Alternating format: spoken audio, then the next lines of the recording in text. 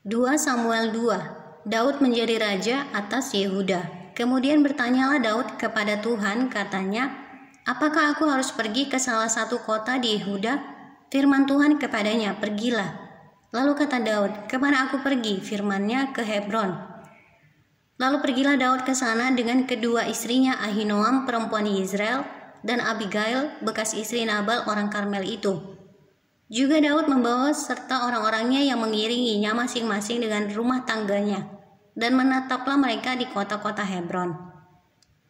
Kemudian datanglah orang-orang Yehuda lalu mengurapi Daud di sana menjadi raja atas kaum Yehuda.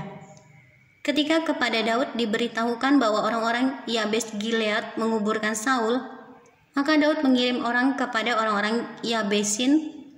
Maka Daud mengirim orang kepada orang-orang Yabes Gilead dengan pesan, "Diberkatilah kamu oleh Tuhan, karena kamu telah menunjukkan kasih-Mu kepada tuanmu Saul dengan menguburkannya. Oleh sebab itu Tuhan kiranya menunjukkan kasih dan setia-Nya kepadamu.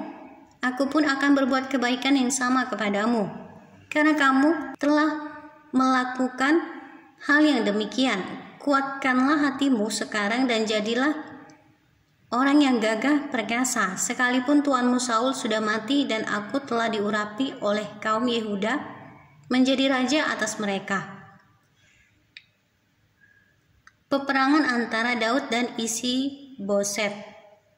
Abner bin Ner, panglima Saul, telah mengambil Isi-Boset, anak Saul, dan membawanya ke Mahanaim, serta menjadikannya raja atas Gilead, atas orang Asyuri, atas Yizrael, atas Efraim, dan atas Benyamin, bahkan atas seluruh Israel. Isi-Boset bin Saul berumur 40 tahun pada waktu ia menjadi raja atas Israel, dan ia memerintah 2 tahun lamanya. Hanyalah kaum Yehuda yang mengikuti Daud, dan lamanya Daud memerintah di Hebron atas kaum Yehuda adalah 7 tahun dan 6 bulan. Lalu Abner bin Ner dengan anak buah Isi-Boset bin Saul bergerak maju dari Mahanaim ke Gibeon. Juga Yoab anak Zeruya dan anak buah Daud bergerak maju.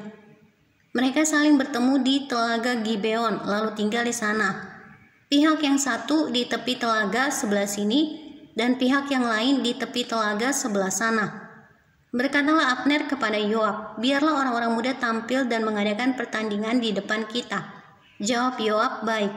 Lalu tampillah mereka dan berjalan lewat dengan dihitung 12 orang dari suku Benyamin, dari Isi-Boset anak Saul, dan 12 orang dari anak buah Daud. Kemudian mereka masing-masing menangkap kepala lawannya dan menikamkan pedangnya ke lambung lawannya, sehingga rebahlah mereka bersama-sama. Sebab itu tempat itu disebutkan orang Helkat Hazurim, letaknya dekat Gibeon. Pada hari itu pertempuran sangat hebat, dan Abner serta orang-orang Israel terpukul kalah oleh anak buah Daud. Ketika anak laki-laki Zeruya, yakni Yoab, Abisai, dan Asael ada di sana, Asael cepat larinya seperti kijang di padang. Asael mengejar Abner dan tidak menyimpang ke kanan atau ke kiri dalam membuntutinya. Lalu Abner berpaling ke belakang dan bertanya, "Engkaukah itu Asael?" Jawabnya, "Iya, aku." Kemudian berkatalah Abner kepadanya, "Menyimpanglah ke kiri atau ke kanan. Tangkaplah salah seorang dari orang-orang muda itu dan ambillah senjatanya." Tetapi Asael tidak mau berhenti membuntuti Abner. Berkatalah sekali lagi Abner kepada Asael, "Berhentilah membuntuti aku. Apa aku harus memukul engkau sampai jatuh?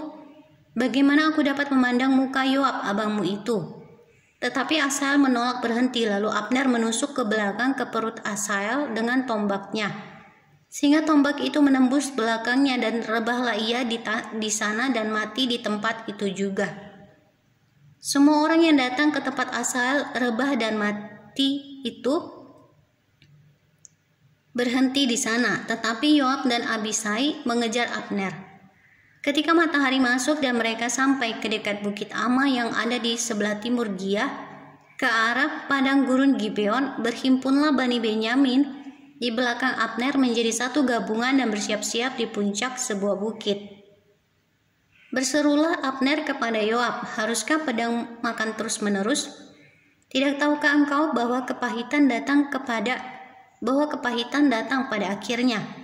Berapa lama lagi engkau tidak mau mengatakan kepada rakyat itu, supaya mereka berhenti memburu saudara-saudaranya? Jawab Yoab, demi Allah yang hidup, sekiranya engkau berbicara tadi, maka tentulah sudah dari tadi pagi rakyat menarik diri dari memburu saudara-saudaranya. Lalu Yoab meniup sangkakala dan seluruh rakyat berhenti. Mereka tidak lagi mengejar orang Israel dan tidak berperang lagi. Semalam-malaman Abner dan orang-orangnya berjalan melalui Araba Yordan, menyeberangi sungai Yordan, berjalan terus hampir sepanjang siang, lalu sampai ke Mahanaim. Ketika Yoab berhenti memburu Abner dan menghimpunkan seluruh rakyat, ternyata 19 orang dari anak buah Daud hilang termasuk Asael. Tetapi anak buah Daud menewaskan dari suku Benyamin dari orang-orang Abner 360 orang. Mereka mengangkat mayat Asael dan menguburkannya di dalam kubur ayahnya yang di Betlehem.